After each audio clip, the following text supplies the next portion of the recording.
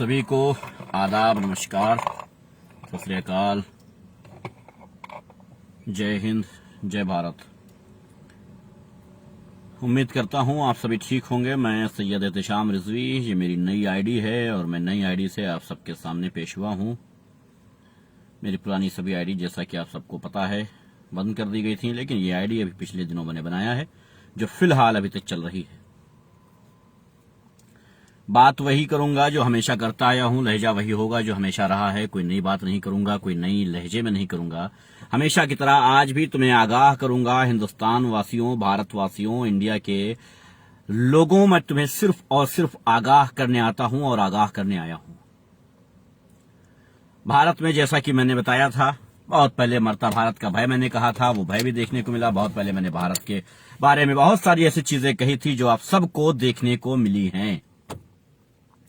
ये सब क्यों देखने को मिली हैं? क्योंकि इसके जिम्मेदार आप हो, क्योंकि आपने वोट गलत इंसान को किया, क्योंकि आप प्रधानमंत्री चुनने लग गए। आपने कभी सांसद नहीं चुना जो आपके क्षेत्र में काम करे। आप मुख्यमंत्री चुनने लग गए। आपने कभी एक विधायक नहीं चुना जो आपके क्षेत्र में रह करके आपके क्षेत्र के हॉस्पिटल का इंतजाम करे, आपके क्षेत्र के स्कूल का इंतजाम करे, आपके क्षेत्र के सड़कों का इंतजाम करे। आपने कभी नहीं किया। वालेकुम सलाम सानिया खान।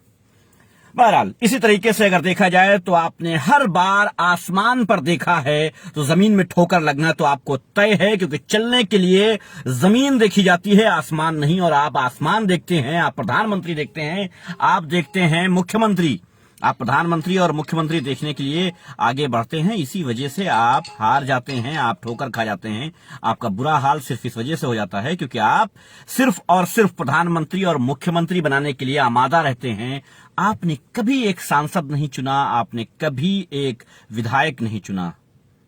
इस वजह से आपने हमेशा मात खाई है।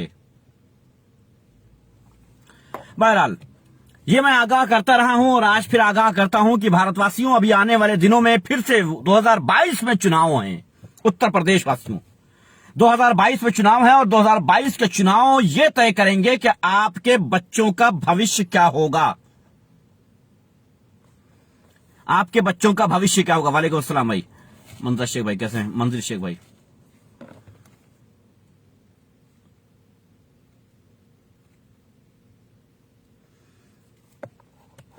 बहरहाल, आप सबने वो गलतियां की जो बार बार आपको नहीं करनी चाहिए थी। हाँ भाई, बहुत दिन बाद आया क्योंकि आईडी मेरी बंद हो गई थी, अभी न्यू आईडी बनाई है तो आप सबके सामने आ गया हूं। बहरहाल, आईडी बदल नहीं थी सानिया खान जी, मैंने आईडी वो बैन हो गई थी, इसलिए न्यू आईडी बनाई है। वो आईडी मेरी सारी बैन हो गई, मेरे सारे चैनल बैन हो गए थे। इसके बाद अभी न्यू आईडी से आया हूं। अब आप लोगों की जिम्मेदारी है कि मेरे वीडियो को शेयर करके लोगों तक पहुंचाइए, लोगों को मालूम हो कि मैं अभी मौजूद हूं। मैं अभी मौजूद हूं, अभी मुझे सलाखों के पीछे नहीं डाला गया है, अभी मैं जिंदा हूं, अभी मुझे मारा नहीं गया है, अभी किसी भीड़ ने मुझे इसलिए नहीं मारा है कि मैं मुसलमान हूं। अभी मेरे घर की फ्रिज में क्या रखा है किसी को नहीं पता है। जिस दिन किसी को यह हुआ कि साहब इसके घर की फ्रिज में तो बीफ रखा है, उस दिन मुझ पर हमला करेंगे, उससे पहले नहीं। हाँ, लोगों को यह बता दें कि हमारी फ्रिज में अगर कुछ मिलेगा तो हमेशा उनको मांस ही मिलेगा, चिंता ना करो, क्योंकि हम वही खाते हैं। इसलिए समझा देते हैं कि हम पर अगर हमला भी करो तो याद रखना कि हमारे फ्रिज में वही मिलेगा जो तुम सोच रहे होगे। हालांकि बीफ हम पसंद नहीं करते हैं, लेकिन मांस जरूर खाते हैं। अब क्या है, एक बात तुम लोगों के लिए, भक्तों के लिए आगाह कर दूं कि मांस खाते तो हैं, लेकिन ये याद रखना कि तुम जैसों को नोचना भी अच्छे से जानते हैं, और मुझे तुम्हें नोचने के लिए हाथ या मुंह लगाने की जरूरत नहीं पड़ेगी। हमारी जबान के लहजे से ही तुम मर जाओगे, तुम्हारे टुकड़े हो जाएंगे। उसकी वजह यह है कि तुम हो दो बाप की औलादें। तुम लोगों ने हमेशा मुसलमानों को अकेले घेर के मारने की कोशिश की है, चाहे पुलिस प्रशासन रहा हो, चाहे सरकार रही हो, चाहे भक्त रहे हो, सबने यही किया है कि जो कमजोर है उसको मार लो अकेले में मिलके। और हमारी ये गलती रही है कि हम अकेले रहे हैं। ये हमारी बेवकूफियां हैं कि हम अकेले रहना पसंद करते हैं। ये हमारी बेवकूफियां हैं कि हम एकजुट नहीं होते हैं, वरना एक घूसा मार दें तो अच्छे अच्छे उलट जाएं। अच्छी अच्छी सरकारें कई पलथना खा करके चली जाएं, कई साल सरकार जो है सत्ता में ना आवे, लेकिन उसके लिए जरूरी है कि हम मुत्तहिद हो जाएं, एक हो जाएं। और किसी मुसलमान को नहीं कह रहा हूं कि मैं मुत्तहिद हो जाओ, मैं सिर्फ इंसानों को कह रहा हूं कि मुत्तहिद हो जाओ।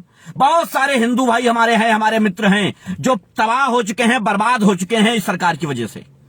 बहुत हमारे हिंदू भाई हैं जिनके परिवारजन मर चुके हैं, उनकी लाशों को गंगा में फेंक दिया गया है। बहुत हमारे हिंदू जन भाई हैं, हमारे जानने वाले हिंदू जन भाई हैं जिनके परिवार वालों की लाशें कुत्ते नोच रहे हैं। मैं उन लोगों से कहता हूं, आगाह हो जाओ, अभी तुम्हारे परिवार वालों की लाशों को कुत्तों से नुचवाया गया है। इससे बड़ी दुश्मनी और क्या हो सकती है।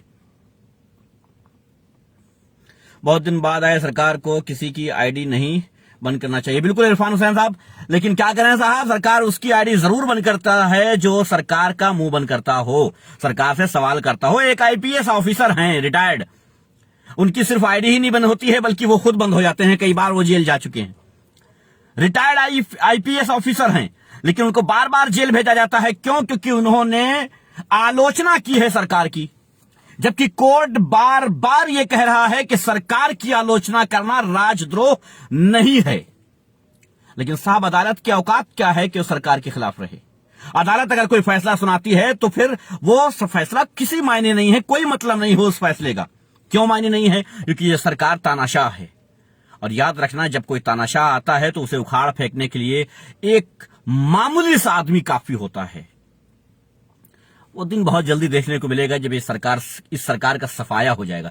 मैं किसी दूसरी सरकार के फेवर में नहीं हूं, चाहे वो कांग्रेस हो, चाहे सपा हो, चाहे वो बसपा हो, चाहे दूसरी सरकार की दूसरी पार्टियां हो, राजनीतिक पार्टियां कोई भी हो।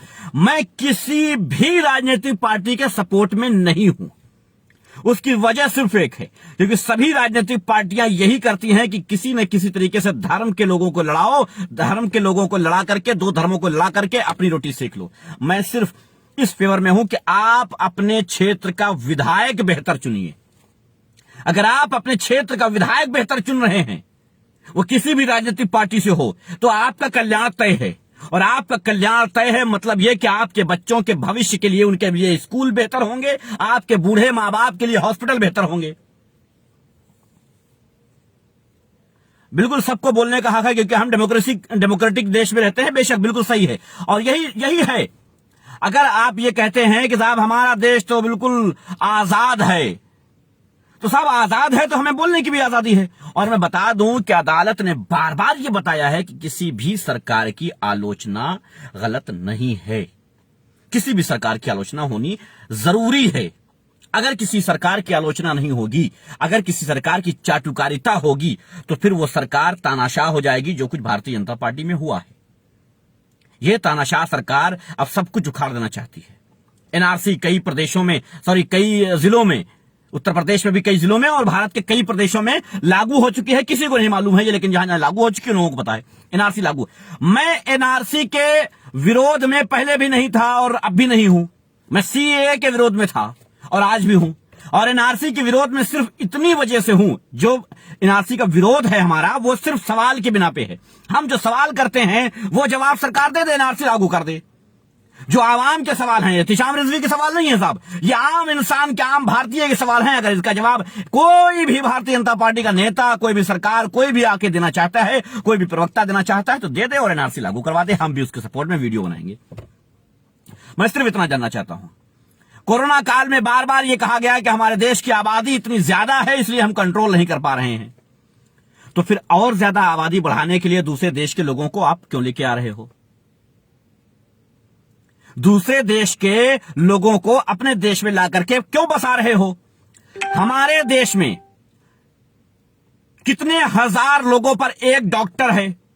हमारे देश में कितने लाख लोगों पर एक हॉस्पिटल है?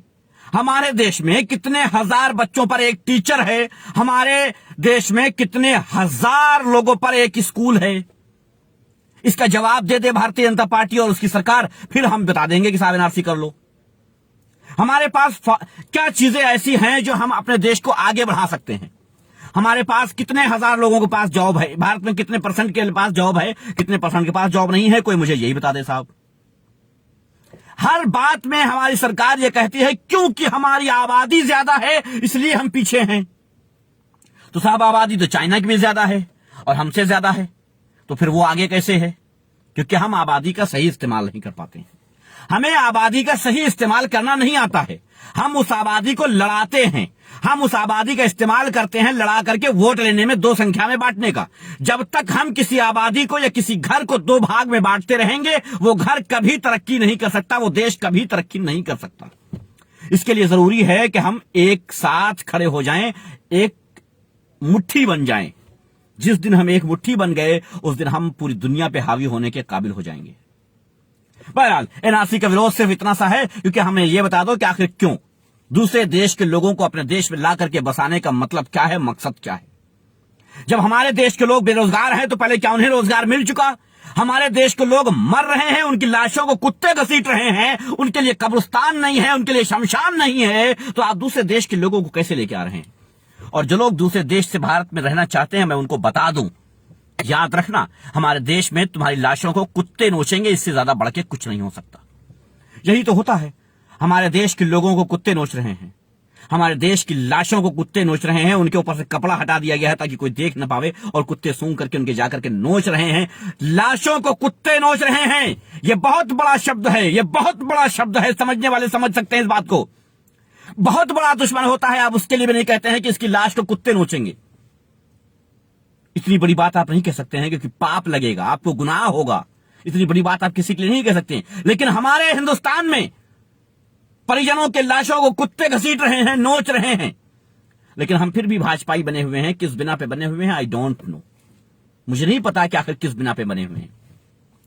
बहरहाल मेरे नॉलेज में जो बहुत सारे कट्टर हिंदू हुआ करते थे, कट्टर भक्त हुआ करते थे, उन्होंने ये साबित कर दिया है, उन्होंने बता दिया है कि साहब भारतीय जनता पार्टी को हम वोट नहीं करेंगे चाहे मर जाएं। उन्होंने तो ये बता दिया है क्योंकि उनसे मैं सवाल करता हूं, इसलिए। और आप लोगों से भी कहता हूं कि आप लोगों के नॉलेज में जो लोग हैं, आप लोग सवाल कीजिए उनसे कि हम किस बेस पे भारतीय जनता पार्टी का सपोर्ट करें, मुझे बता दो। यकीन मानिए उनके पास कोई जवाब नहीं होगा, और अगर वो दो बाप के औलाद होंगे तो आपको गालियों से नवाज देंगे, इसके सिवा कुछ नहीं करेंगे। बस यही कर सकते हैं। तो आप लोग सतर्क हो जाइए, 2022 चुनाव आ रहा है, आपको अपना विधायक चुनना है, अपना विधायक चुनना है, ना कि मुख्यमंत्री।